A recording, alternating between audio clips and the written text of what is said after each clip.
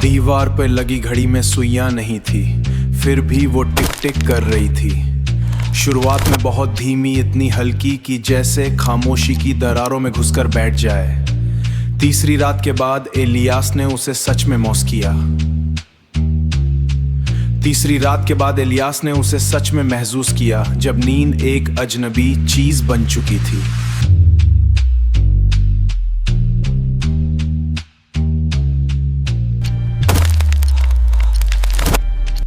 टिक टिक टिक टिक।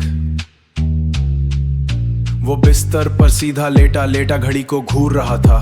उसका चेहरा एकदम सपाट, कोई अंक ना कोई निशान, बस एक खाली सफेद सा था। और वो लगातार आवाज, जैसे समय ही और गिना जा रहा हो। सस्ता कमरा है, मकान मालिक ने चाबी देते वक्त कहा था, लेकिन शांत है। इलियास ने अंधेरे में हल्की हंसी छोड़ी, शांत। उसकी नजर फिर घड़ी पर गई। ये मुमकिन नहीं था, घड़ी दरवाजे के ऊपर लगी थी। अब वो अलमारी के ऊपर थोड़ी बाईं तरफ लटक रही थी। फर्क बहुत छोटा था, लेकिन इतना कि शकी में बदलने लगे। टिक। ये मुमकिन नहीं था, घड़ी दरवाजे के ऊपर लगी थी। अब वो अलमारी के ऊपर थोड़ी बाईं तरफ लटक रही थी। फर्क बहुत छोटा था, लेकिन इतना कि शकी में बदलने लगे।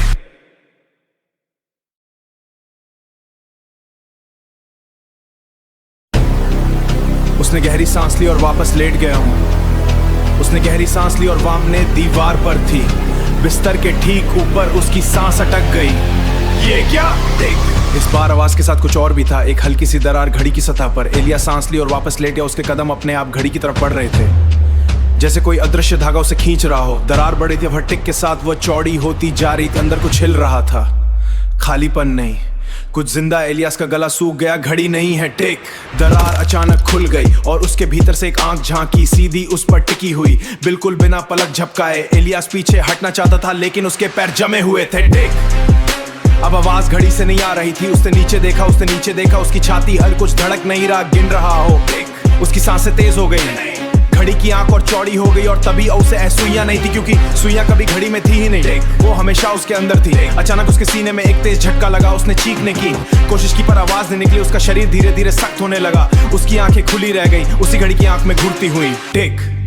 और फिर सब कुछ शांत हो गया। अगली सुबह नया किराएदार कमरे में आया। उसने चारों तरफ दौड़ाई। कमरा साफ था, अजीब तरह से साफ। दीवार पर एक घड़ी लगी थी, बिना सुइयों की, और उसके अंदर कुछ बहुत धीरे धीरे। ये मेरा नया घर है।